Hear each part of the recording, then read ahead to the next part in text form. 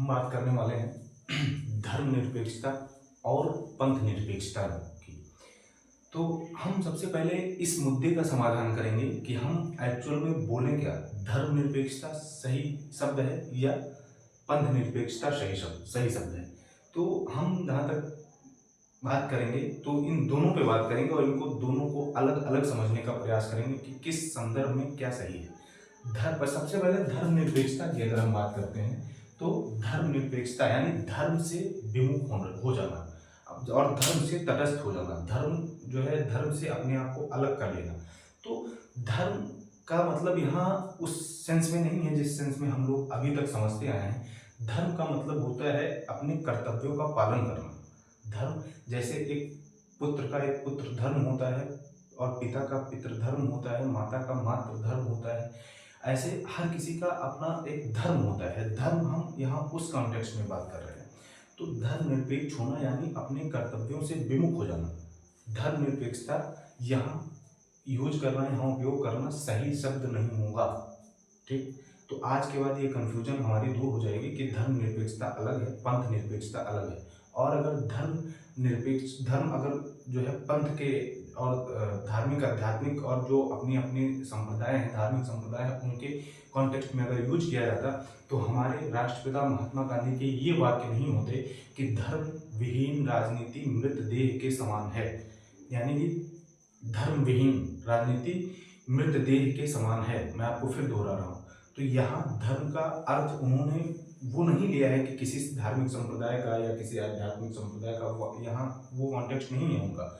यहाँ है धर्म यानी अपने कर्तव्यों से विमुख होना, धर्म विहीन यानी अपने कर्तव्यों से विहीन होना। और अपने कर्तव्यों से विहीन होकर जो राजनीति की जाती है तो वो एक मुर्दे और एक मृतदेह के समान होती है।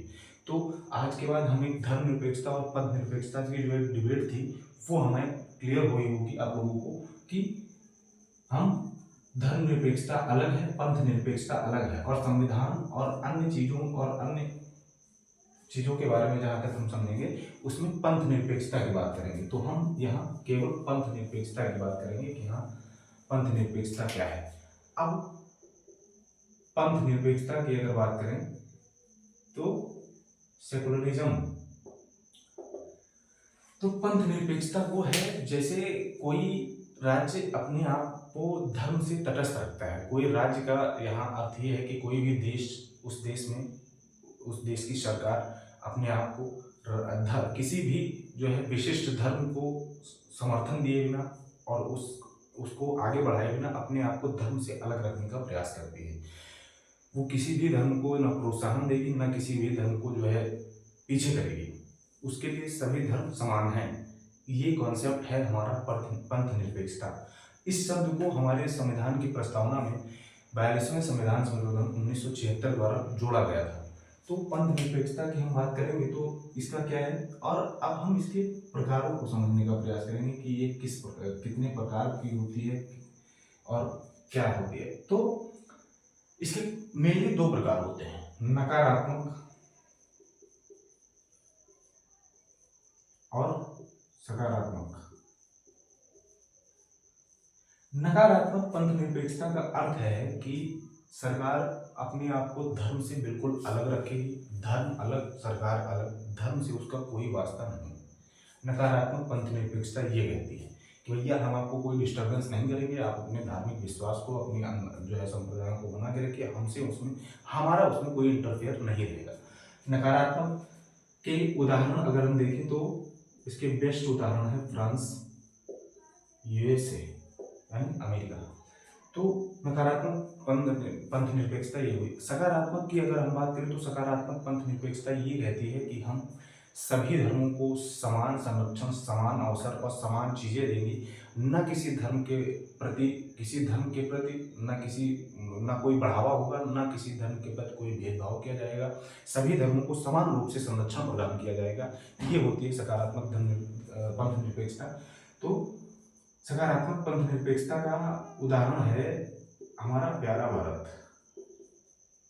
ये सभी धर्मों को समान रूप से देखता है और सभी धर्मों को, किसी भी विशिष्ट धर्म को प्रोत्साहन नहीं देता है। खैर, अब तो शायद ये कहने की बात हो गई है, बाकी आप लोग खुद समझदार हैं कि हाँ मैं किस दिशा में बात कर रहा हूँ। तो सकारात्मक पंथ निरपेक्षता का जो है उदाहरण भारत है। तो और भारतीय संविधान में इस पंथ निरपेक्षता के लिए काफी सारे उपबंध किए गए हैं। भारतीय संविधान में हमारे मूल अधिकारों में, जो कि हमारे संविधान का बहुत ही महत्वपूर्ण भाग है, भाग 3 में अनुच्छेद 25 से लेके 28 तक धर्मनिरपेक्ष जो है धर्म और पंथ के बारे में ही बात किया गया है। अनुच्छेद 25 से 28 बताता है कि हमारे देश में विभिन्न पंथ और विभिन्न धार्मिक संप्रदाय किस रूप में और किस तरीके से अपना कार्य संपन्न करेंगे। और यहाँ तक थोड़ी मोड़ी बात अनुच्छेद 14, 15 और 16 में भी की गई है। तो अब हम ये समझेंगे कि हमारे भारत की सकारात्मक पंथ निरपेक्षता क्या कहती है। क्या हमारे भारत में बिल्कुल धर्म के विषय में कुछ बोला ही नहीं जाता है या कुछ एक्शन लिया जाता है? इस बात को समझने का प्रयास करेंगे कुछ उदाहरणों के माध्यम से और कुछ चीज़ों के माध्यम से। तो हम ये समझेंगे कि क्या सच में भारत में धर्म के नाम पे कोई हस्तक्षेप नहीं किया जाता है, एकदम तटस्थ रहता है। तो तटस्थता की हम अगर बात करें तो तटस्थता होती है 2 प्रकार की भैया। तटस्थता अगर किसी भी चीज की देखें तो उसमें होती है, एक होती है निष्क्रिय तटस्थता, ये भी आप समझिएगा, और एक होती है सक्रिय तटस्थता। ठीक, निष्क्रिय तटस्थता में कि आप कुछ भी कर रहे हैं, आप कहीं भी किसी भी दिशा में जा रहे हैं, आप अपनी कुछ भी मनमानी कर रहे हैं धर्म के नाम पे, कोई दिक्कत नहीं, करिए आप। ये है निष्क्रिय तटस्थता। सक्रिय तटस्थता है कि अगर हमारे देश में धर्म के नाम पे या पंथ के नाम पे कुछ भी चीज़ें, कुछ भी इलीगल होगा या कुछ भी ऐसा होगा जिससे किसी व्यक्ति विशेष का या समाज का नुकसान हो रहा है, तो हम सुप्रीम कोर्ट ने बता के रखा है कि हम वहाँ प्रबल रूप से हस्तक्षेप करेंगे और उसको सही करने का प्रयास करेंगे। तो इसका हम एक उदाहरण देखते हैं कि सक्रिय तटस्थता का उदाहरण क्या क्या है। एक ऐतिहासिक उदाहरण उठाते हैं, सती प्रथा, जो कि हिंदू रीति रिवाजों और हिंदू एक कुप्रथा थी। मतलब इसकी जितनी निंदा की जाए और जितना मतलब इसकी जो है निंदा की जाए, बिल्कुल ये अब इस पे मुझे शब्द ही नहीं निकल रहे हैं कि मैं क्या बोलूँ इस पे। तो सती प्रथा एक ऐसा जो है कानून था कि हाँ, अगर कोई जो है किसी के जो किसी महिला के पति की अगर मृत्यु हो जाती है तो वो भी जो है वहीं अपना समाप्ति करेगी, आत्मदाह करेगी। तो ये थी हमारी सती प्रथा का कानून, जो कि धर्म के नाम पे चल रहा था। इसको समाप्त किया गया कि भैया धर्म के नाम पे अगर तुम कुछ भी बिगुल बजाओगे तो वो नहीं सुना जाएगा, आपको रोका जाएगा। अब एक अभी हाल ही का मामला है, हम ले सकते हैं 6-7 साल पहले का 3 तलाक। ये भी हमारे शरीयत और धार्मिक चीज़ों को लेकर चल रहा था कि ये हमारे धर्म का मामला है, ये इस्लाम धर्म का मामला है। तो 3 तलाक मतलब इसमें प्रक्रिया क्या होती थी कि जो है पति पत्नी से तलाक कहता था, तो वो दोनों पूर्ण रूप से अलग हो सकते थे। फिर उनको जो है किसी चीज़ की और किसी से अप्रूव लेने की ज़रूरत नहीं थी, यही अप्रूवल था। तो ये जो है हमारे इस्लाम धर्म का एक बहुत ही अच्छा और बहुत ही सुंदर कानून था। तो इसको भी जो है 2017-18 में हमारी सरकार द्वारा इसको भी सिरे से खारिज करके और इसको मतलब जड़ को समाप्त कर दिया गया कि ऐसी कुप्रथाएं और ऐसी जो है गधेपन भरी बातें हमारे समाज में दोबारा नजर न आए और दोबारा दिखाई न दे। तो ये साबित करता है, ये प्रूफ करता है कि हमारे देश का सुप्रीम कोर्ट धर्म के मामले में निष्क्रिय तटस्थ नहीं है, सक्रिय तटस्थ है। वो ये जो है समझा के बोलता है, देखो अपने अपने धार्मिक संप्रदाय का, अपने अपने पंथों का, अपनी अपनी धार्मिक आस्थाओं का आप अभिव्यक्ति करें और उसके साथ जिए, सम्मान से जिए। लेकिन धर्म के नाम पे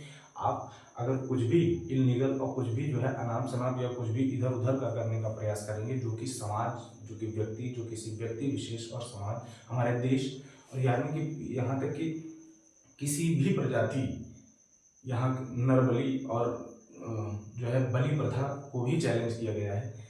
तो किसी भी को अगर नुकसान या किसी भी को हानि होती है, किसी की स्वतंत्रता जो है बाधित होती है, तो हम उसे सिरे से खारिज करेंगे। तो ये थी हमारी पंथ निरपेक्षता और धर्म निरपेक्षता की बात। हम आगे मिलते रहेंगे और अन्य बातों को लेते रहेंगे। तब तक आप हमारे साथ जुड़े रहिए। धन्यवाद।